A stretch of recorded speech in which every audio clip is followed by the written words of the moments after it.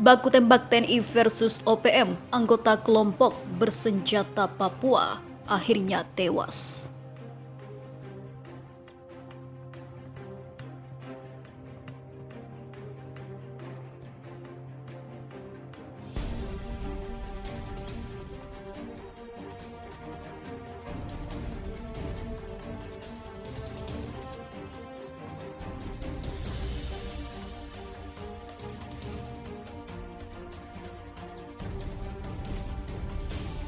Satu anggota kelompok bersenjata di Papua atau biasa disebut aparat sebagai kelompok kriminal bersenjata atau KKB tewas usai kontak tembak dengan anggota TNI di Titigi, Kabupaten Intan Jaya, Papua pada Kamis 4 Februari 2021.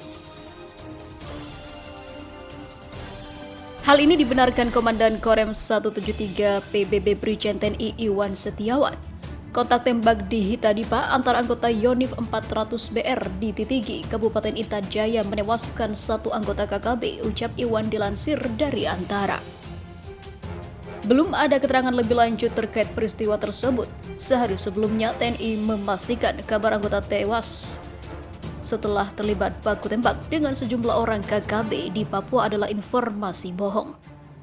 Kepala Penerangan Komando Gabungan Wilayah Pertahanan 3 TNI Kolonel CZI Gusti Nyoman Suryastowo menyebut tak ada baku tembak yang terjadi di wilayah Nenasdobo, Distrik Mampenduma, Kabupaten Enduga, Papua pada Selasa 2 Februari kemarin dengan kelompok Tentara Pembebasan Nasional Papua Barat Organisasi Papua Merdeka TPNPB OPM. Sebelumnya beredar pesan berantai yang menyebut KKB di bawah Komando Egyanus Kogoya menyerang pos TNI yang berlokasi di distrik Mapenduma. Dalam pesan tersebut, pihak KKB mengklaim telah menembak mati 2 anggota TNI. Mereka juga menyebut sejumlah anggota TNI mengalami luka berat dalam kontak senjata tersebut. Suryastowo meminta agar pihak KKB yang tergabung dalam TPNPB menghentikan aksi penyebaran berita atau informasi bohong ke publik. Sebab kata dia, hal tersebut telah membuat resah masyarakat Papua. TPNPB hentikan buat isu-isu yang meresahkan masyarakat. Mari kita bersama-sama membangun Papua dan Papua Barat agar tercipta hidup rukun, damai, dan juga sejahtera, kata dia. Sementara itu belum ada keterangan resmi dari KKB di bawah pimpinan Kogoya terkait peristiwa tersebut. Sementara itu diberitakan sebelumnya, Yonif para Rider 501 Kostrad terbang ke Intan Jaya, bikin merinding KKB Papua. Sebanyak 450 prajurit Batalion Infanteri para Rider 501 Bajrayuda, Yonif para Rider 501 BY diterbangkan ke Intan Jaya, Papua. Mereka akan bertugas selama 9 bulan dalam operasi pengamanan perbatasan atau PAMTAS RI Papua Nugini PNG Mobile. Upacara pemberangkatan dipimpin Asisten Operasi atau ASOPS Panglima TNI Maijen TNI Tiopan Aritonang di Lanut Iswahyudi, Madiun, Jawa Timur, Selasa 2 Februari 2021. Dipimpin Letkol Infanteri Arfayuda Prasetya, Yonif para Rider 501 Garing BY menggantikan Yonif Rider 400 Garing BR yang berakhir masa tugasnya. Mejen Topan mengatakan Yonif PR 501 Garing BY punya tugas pokok menjadi kekuatan penangkal setiap bentuk ancaman dalam operasi pengamanan perbatasan RI-PNG dalam rangka menegakkan kedaulatan negara, melindungi keselamatan bangsa dan juga mempertahankan keutuhan wilayah NKRI di wilayah perbatasan. Maijen Tiopan menegaskan agar laksanakan tugas secara profesional dengan memahami tugas pokok yang sudah diberikan dengan berpedoman kepada petunjuk maupun protap yang berlaku. Dia mengingatkan para personel untuk menghindari pelanggaran HAM dengan mematuhi Rules of Engagement atau ROE yang berlaku.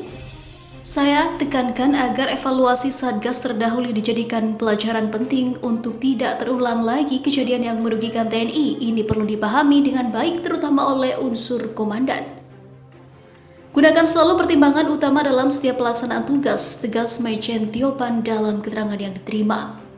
Dia juga mengingatkan para personel untuk perhatikan faktor geografi dan juga demografi daerah operasi yang memiliki medan dan suhu yang cukup ekstrim.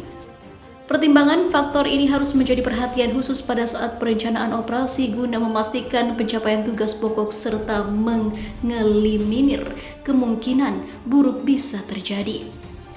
Jaga solidaritas antar satuan TNI dengan instansi lain serta senantiasa tingkatkan interoperability dan koordinasi dengan satuan lain baik sesama satuan TNI maupun dengan Polri dan instansi lain dalam rangka mencapai keberhasilan tugas pokok satuan, ujar Majen Tiopan.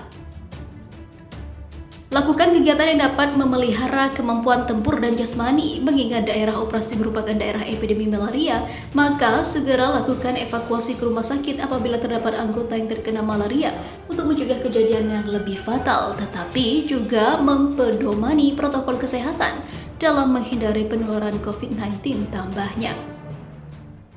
Dia juga mengingatkan para personel untuk meningkatkan ketakwaan kepada Tuhan Yang Maha Esa, yakinkan pada diri masing-masing bahwa tugas operasi yang sedang dilaksanakan ini adalah tugas mulia.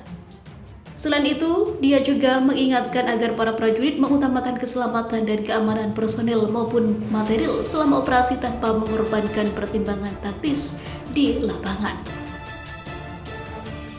450 personel Yonif para Raider 501 Bajrayuda diterbangkan ke Intan Jaya dalam rangka operasi Pamtas RI PNG Mobile. Mereka menggantikan Yonif Raider 400 PR. Awali dengan perencanaan dan juga persiapan yang matang, laporan secara berjenjang dan berikan keputusan yang tepat, serta hindari pelanggaran, jaga nama baik ataupun nama baik satuan dan TNI, ujarnya. Sebelumnya, Panglima TNI Marsikal TNI Hadi Cahyanto mengecek kesiapan Yonif para Raider 501 BR Kostrad di Madiun, Jawa Timur pada Kamis 28 Januari 2021. Marsikal Hadi mengatakan penugasan di wilayah Papua adalah penugasan yang benar-benar membanggakan karena disitulah penugasan yang menguji kesiapan dan kemampuan prajurit dihadapkan dengan situasi cuaca dan juga medan. Saya mendengar bahwa 2/3 dari Batalion 501 B Kostrad sudah pernah bertugas di sana. Oleh sebab itu, dengan bekal latihan pratugas, perlengkapan yang dibutuhkan termasuk dukungan-dukungan lain yang sesuai dengan peruntukannya, saya yakin penugasan ini bisa dilaksanakan dengan baik. Cakra, seru Marsikal Hadi seraya menompa semangat prajurit. Dicurigai mata-mata TNI, satu warga sipil tewas ditembak OPM. Seorang warga sipil bernama Boni Bagau tewas di perbatasan distrik Sugapa dan distrik Homeo, Kabupaten Intan Jaya, Papua. Dia ditembak oleh kelompok bersenjata di Papua atau OPM pada Sabtu 30 Januari 2021. Aksi penembakan warga tersebut diketahui pukul 16.28 WIT setelah keluarga korban bernama Willem Bago melapor ke Polsek Sugapa. Keluarga melapor terjadi penembakan terhadap Boni Bago oleh OPM di perbatasan distrik Sugapa dan distrik Homeo.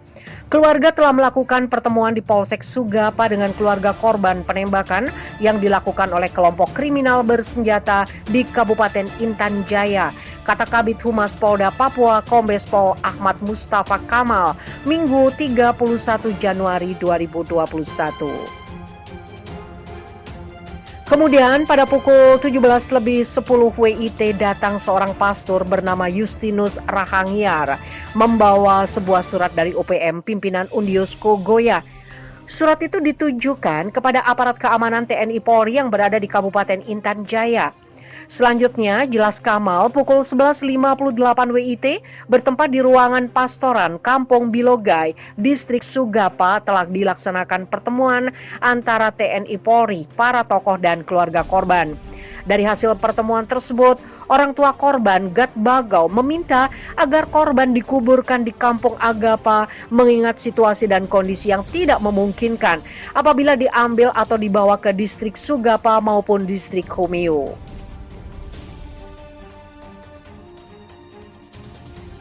Kamal menuturkan dari isi surat tersebut korban ditembak oleh OPM pimpinan Undinus Kogoya karena dicurigai sebagai mata-mata aparat TNI Polri. Aparat keamanan TNI Polri masih melakukan penyelidikan terkait dengan laporan penembakan tersebut.